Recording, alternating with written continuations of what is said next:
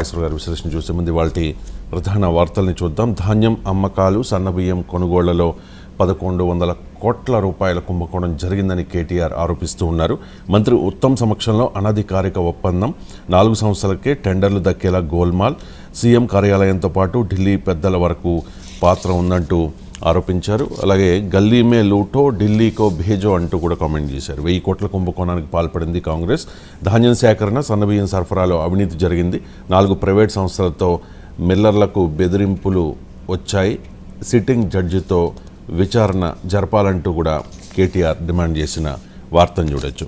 ఇక దీనిపై కాంగ్రెస్ నాయకులు రియాక్ట్ అవుతూ ఉన్నారు. కేటీఆర్ ఆరోపణలపై గింజ సన్నబియ్యం కొనలేదు, పైసా ఖర్చు చేయలేదు, ఏ ప్రక్రియ ప్రారంభించక ముందే స్కామ్ జరుగుతుందా, అర్ధరహిత ఆరోపణల్లో ప్రభుత్వంపై బురద జల్లే ప్రయత్నం జరుగుతోంది. కిలో సన్నబియ్యం 42 రూపాయలకు కొనేందుకు ప్రభుత్వం సిద్ధంగా ఉంది. పౌర సరఫరాల సంస్థను అప్పుల ఊబిలోకి నెట్టింది గత కేసీఆర్ ప్రభుత్వమేనంటూ ఉత్తమ్ సమాధానం ఇచ్చారు. ఇక తెలంగాణ సీఎం రేవంత్ రెడ్డితో తెలుగుదేశం పార్టీ ఎమ్మెల్యే అలాగే సినీ నటుడు బాలకృష్ణ మర్యాదపూర్వకంగా భేటీ అయ్యారు.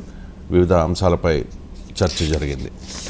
ఇక ఉమ్మడి రాజధానిగా హైదరాబాద్ జూన్ 2 వరకే రాష్ట్ర విభజన జరిగి 10 ఏళ్లు కావస్తోంది. ఆంధ్రప్రదేశ్ పునర్వ్యవస్థీకరణ చట్టంలో పేర్కొన్నట్టుగా 10 ఏళ్లకు మించకుండా ఉమ్మడి రాజధానిగా హైదరాబాద్ ఉండాలన్న గడువు అంటే మరో 5 రోజుల్లో జూన్ 2తో ముగియనుంది అనే విషయాన్ని గుర్తు చేస్తూ ఈ వార్తను ఈనాడులో చూడొచ్చు.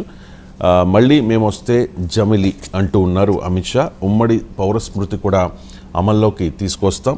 370 యూసీసీ ముస్లిం కోటాపై మాట్లాడితే మత ప్రచారం అవుతుందా, పోల్ డేటా ఈవీఎంలపై విపక్షాల యాగి, ఓటమి భయంతోనే ముందస్తు ఏడుపు అంటూ ప్రతిపక్షాలను కౌంటర్ చేస్తూ అమిత్ షా ఈ కామెంట్స్ చేశారు. మళ్ళీ మేము వస్తే జమిలి తీసుకొస్తామనే క్లారిటీ కూడా ఇచ్చేశారు. దాంతోపాటు యూసీసీని కూడా అమల్లోకి తీసుకొస్తామని చెప్పారు. మరోవైపు ఏపీలో కూటమిదే పీఠం అంటూ కాన్ఫిడెన్స్ వ్యక్తం చేశారు. అక్కడ 17 ఎంపీ స్థానాలు గెలవబోతూ ఉన్నాం. ఒడిశా, అరుణాచల్ ప్రదేశ్లోనూ ప్రభుత్వాలను ఏర్పాటు చేస్తాం. సార్వత్రిక సమరంలో ఖచ్చితంగా 400కు పైగా సీట్లు గెలుస్తామంటూ హోంమంత్రి అమిత్ షా ధీమా వ్యక్తం చేశారు.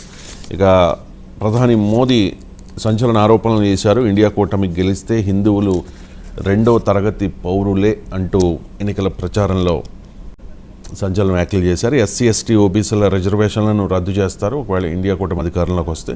మొత్తం రిజర్వేషన్లు ముస్లింలకే కట్టబెడతారు అంటూ ఉత్తరప్రదేశ్ ఎన్నికల ప్రచారంలో మోదీ ఆరోపణలు చేశారు. మళ్ళీ రాజ్యాంగాన్ని మళ్ళీ రాస్తారు అంటూ కూడా, అంటే ఇండియా కూటమి అధికారంలోకి వస్తే రాజ్యాంగాన్ని మళ్ళీ రాస్తారని కూడా ఆరోపణలు చేశారు. అండ్ ఇక్కడ ఎన్నికల ప్రచారంలో ఎవరి స్టైల్ వాళ్ళది, చాయ్ కప్పులు కడుగుతూ మోదీ ఎన్నికల ప్రచారం నిర్వహించారు. బాల్యంలో చాయ్ కప్పులు, ప్లేట్లు కడుగుతూ కస్టమర్లకు ఛాయ్లు అందిస్తూ పెరిగానని ప్రధాని మోదీ అన్నారు. ఛాయ్కి తనకు మధ్య లోతైన అనుబంధం ఉందని కూడా చెప్పారు.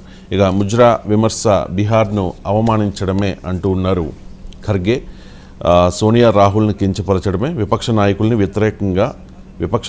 వ్యతిరేకంగా ప్రధాని మోదీ చేసిన ముజ్రా విమర్శలపై ప్రతిపక్షాలు ఫైర్ అవుతున్న వార్త. అసదుద్దీన్ ఓవైసీ కూడా ఈ ముజ్రా వ్యాఖ్యల్ని ఖండించారు. ముస్లింల కోసం విపక్షాలు ముజ్రా చేస్తూ ఉన్నాయంటూ మోదీ చేసిన కమెంట్ని ఖండిస్తూ మోదీ డిస్కో చేస్తూ ఉన్నారా అంటూ కమెంట్ చేశారు. చైనా మన భూభాగాన్ని దాదాపు 2000 చదరపు కిలోమీటర్లు ఆక్రమించుకుంటే మరి మోదీ డిస్కో చేస్తున్నారా అంటూ ఎద్దేవా చేశారు. ఇక చివరిగా గడ్కరీ ఓటమికి భారతీయ జనతా పార్టీ అగ్రనేతలు ప్రయత్నం చేస్తూ ఉన్నారు అని సంజయ్ రౌత్ సంచలన ఆరోపణలు చేశారు. గడ్కరీని ఓడించాలని మోదీ, అమిత్ షాలతో పాటు మహారాష్ట్ర ఉప ముఖ్యమంత్రి దేవేంద్ర ఫడ్నవీస్ కూడా ప్రయత్నిస్తూ ఉన్నారు అనే ఆరోపణ చేశారు. ఇవి ప్రధాన వార్తలు. చిన్న బ్రేక్ తీసుకు